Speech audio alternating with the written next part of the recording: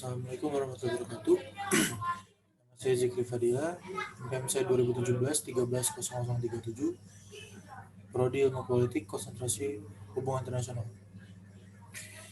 Saya akan mempresentasikan tema yang berjudul Kebijakan Pengharmonisasian Pembulatan dan Pemantapan Konsepsi Rancangan Peraturan Perundang-undangan. Yang pertama itu dasar hukum pengharmonisasian, pembuatan dan pemantapan konsepsi atau P3K. Undang-Undang Nomor 12 Tahun 2012 tentang pembentukan peraturan perundang-undangan.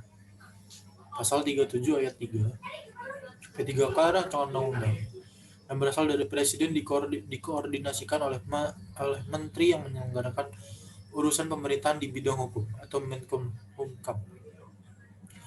Pasal 54 ayat 2. P3K RPP dikoordinasikan oleh Menkumham.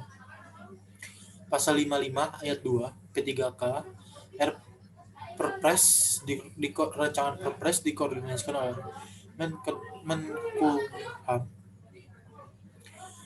Dikoordinasikan. Kata dikoordinasikan berasal dari kata koordinasi atau koordinat, yang berarti menyelaraskan sebagai tindakan atau aktivitas agar berjalan lancar.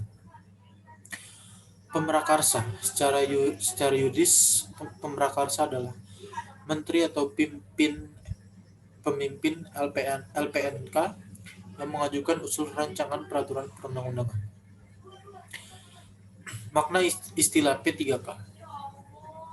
Latar belakang perlunya pengharmonisasian peraturan perundang-undangan yang tersusun secara hierarkis merupakan bagian internal dari sistem hukum nasional.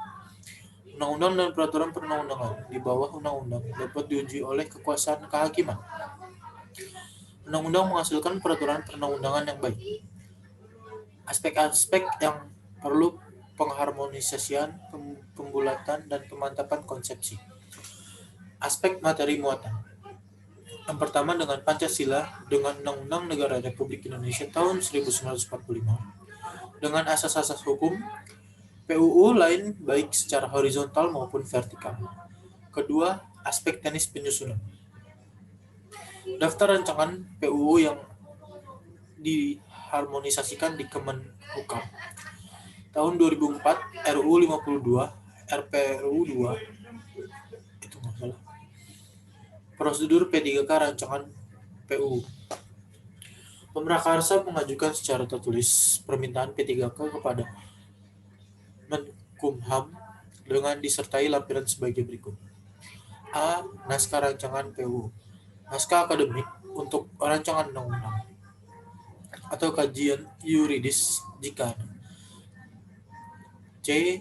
Penjelasan secukupnya tentang urgensi pokok isi rancangan yang antara lain berisi keterangan tentang PUU terkait baik secara vertikal maupun horizontal, keterangan kedudukan rancangan berdasarkan prolegnas. D. Surat keputusan pembentukan panitia antar kementerian. E. Formalitas tertentu, misalnya persetujuan DPR untuk rancangan tertentu, misalnya RPP mengenai privatisasi BUMN.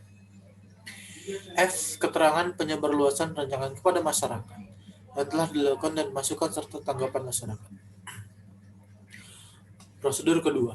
Dirjen PP dalam waktu 7 hari meneliti kelengkapan. Dalam hal tidak lengkap, meminta kepada pemrakarsa untuk menghadapi dan pemrakarsa harus melengkapi dalam waktu 14 hari sejak diterima surat.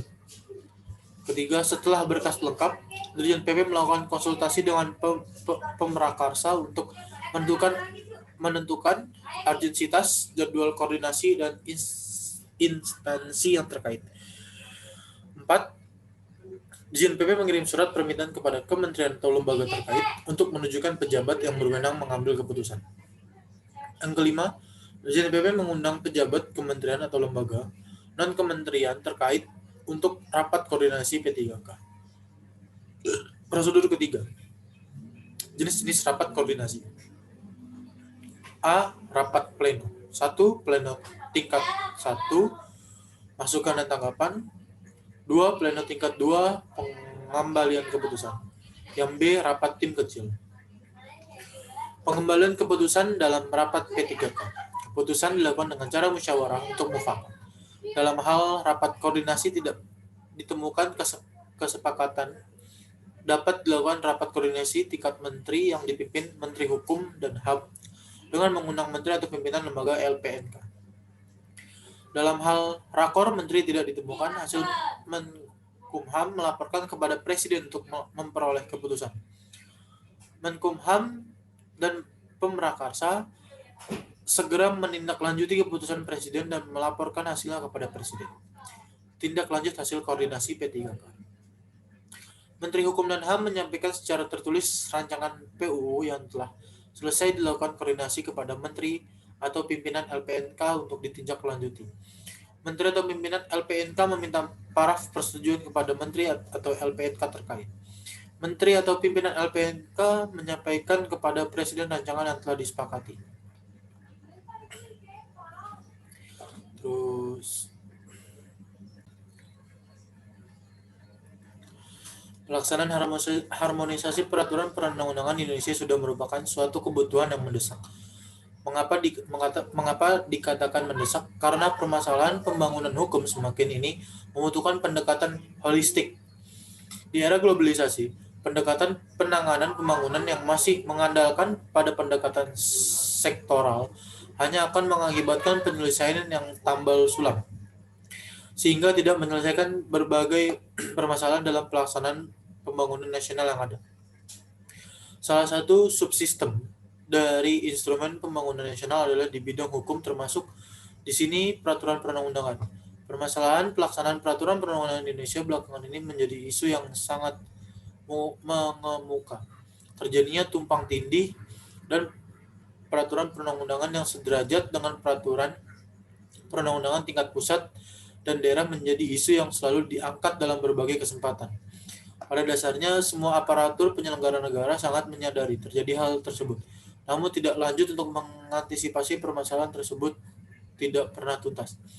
Salah satu penyebabnya adalah karena masih terjadinya ego sektoral atau kepentingan dari kementerian atau lembaga yang sebenarnya sangat dibutuhkan agar dapat meminimalisir terjadi ketidakseimbangan dari pelaksanaan penyusunan peraturan perundang-undangan.